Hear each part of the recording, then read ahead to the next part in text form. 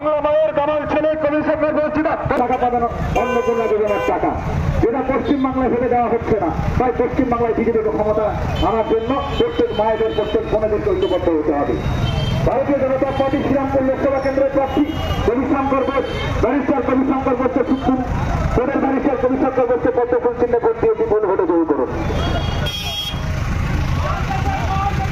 ভারতীয় জনতা পার্টি শ্রীরামপুর লোকসভা কেন্দ্রের প্রার্থী ব্যারিস্টার কবিশঙ্কর ঘোষ, সুপ্রিম কোর্টের আইনজীবী কবিশঙ্কর ঘোষ। আজ ডানকুনিতে সারাদিন প্রচারে রয়েছেন বিজেপি প্রার্থী কবিশঙ্কর বোস। মাইতিপাড়া থেকে প্রচার শুরু হয়েছে। এই মুহূর্তে দেখতে পাচ্ছেন হিমনগরে মন্দিরে পুজো দিয়ে বেরিয়েছেন। আজকে ডানকুনিতে প্রচার রয়েছে, মাইতিপাড়া থেকে শুরু করেছেন। কেমন এখনো পর্যন্ত সারা? সব জায়গায় মানুষ বলছে জলের প্রচুর প্রবলেম, পানীয় জল, কলে এক ফোঁটা জল নেই। আগে এখানে একটা জায়গায় ছিলাম, সেখানে জায়গাটা কোন জায়গাটা ছিল, পুরো 13 নম্বর ওয়ার্ডে মাইতিপাড়াতে, মানে মশা গিজগিজ করছে, নালা নোংরা হয়ে পড়ে আছে। 15 বছর এখানে মানুষ কল্যাণ বন্দ্যোপাধ্যায়কে নির্বাচিত করেছে, ওদিকে তাকিয়েও দেখে। কারণ মানুষ বলছে আমরা আর পারছি না, আমাদের বাঁচাও। মোদিজির দিকে তাকিয়ে আছে। এবং দেখছি আপনারা প্রচারে বলছেন অন্নপূর্ণা ভাণ্ডারের কথা, এটা বলতে হচ্ছে কেন? মোদিজি সব রকম যোজনা প্রকল্পর কথা বলা হচ্ছে, চণ্ডীতলায় যে প্রবলেমগুলো আছে সেগুলো বলা হচ্ছে। অন্নপূর্ণা ভাণ্ডার হাজার প্রকল্পের ভেতরে এক প্রকল্প, ওটাকে বলা হচ্ছে। একটা গতকাল যে ঘটনা দেখলাম, আপনার একটা ফেক অডিও ভাইরাল হয়েছিল, সেখান থেকে একজনকে গ্রেপ্তার হয়েছে। দেখা যাচ্ছে যে আপনাদেরই বিজেপি একজন নেতা, সেটা কি মানে আপনার কি বিশ্বাস যে উনি করতে পারেন? দল বিষয়টা দল পুরোটা দেখছে, এটা দলের ব্যাপার। এটা কি হয়েছে না হয়েছে দল দিচ্ছে। একটা জিনিস প্রমাণিত হয়েছে যে এটা পুরোপুরি ফেক ছিল। আপনার বিরুদ্ধে বদনাম, এটা পুরোপুরি ফেক ছিল। আমি প্রথম দিন থেকে বলে এসেছি, কোনো সম্পর্ক নেই।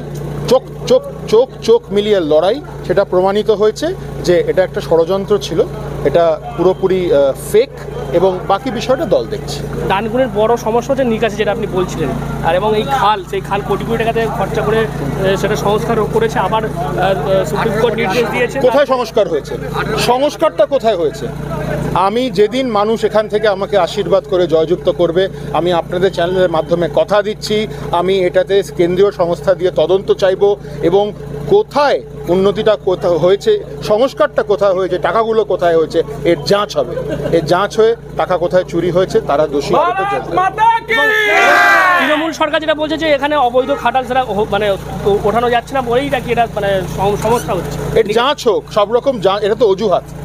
আজকে তারা সরকারে আছে, এটা তো সরকার কাজ করবে। রাস্তা ওখানে 13 নম্বর ওয়ার্ডে বলছে রাস্তার সমস্যা, রাস্তার টাকা আসছে, পৌরসভা টাকাগুলো ছাড়ছে না, প্রশাসন টাকাগুলো ছাড়ছে না। এর তো তদন্ত হওয়া উচিত। আমি তদন্ত দাবি করে কোর্টে যাব। বুঝতেই পারছেন, আমরা কথা বলছিলাম বিজেপি প্রার্থী কবিশঙ্কর ঘোষের সঙ্গে, এবং তিনি আজকে প্রচার শুরু করেছেন বিভিন্ন ওয়ার্ডে। এই মাইতিপাড়া থেকে শুরু করে তিনি খড়িয়াল বাজার হয়ে পাটডানকুনি হয়ে তিনি বিভিন্ন জায়গায় ডানকুনি প্রচার করবেন। কালীপুরে গিয়ে প্রচার শেষ হবে। দেখতে পাচ্ছেন এই মুহূর্তে তিনি হিমনগরে রয়েছে। হিমনগরের যে মন্দির, সেখানে তিনি প্রণাম করলেন, এবং এরপর এখান থেকে বেরিয়ে খড়িয়াল বাজার হয়ে পাটডানকুনি হয়ে হয়ে তিনি যাবেন একেবারে কালীপুর মোড়ে। এবং তিনি যেটা বললেন যে তাকে অর্থাৎ বিজেপিকে যদি জিতিয়ে নিয়ে আসে, তাহলে ডানকুনির যে দীর্ঘ সমস্যা জল নিকাশি, সেই জল নিকাশির জন্য এই যে খাল, এই খাল সংস্কার করার জন্য কিন্তু যথেষ্ট পদক্ষেপ গ্রহণ করবেন। এমনটাই কিন্তু ডানকুনিতে প্রচারে এসে জানালেন বিজেপি প্রার্থী কবিশঙ্কর ঘোষ। আপনারা কি বলবেন এই বিষয় নিয়ে? অবশ্যই কমেন্ট বক্সে এরকম আরো খবর নজর রাখবেন। ডিএনএন বাংলা, ডিএনএন বাংলা সবার মনে, সবার ফোনে।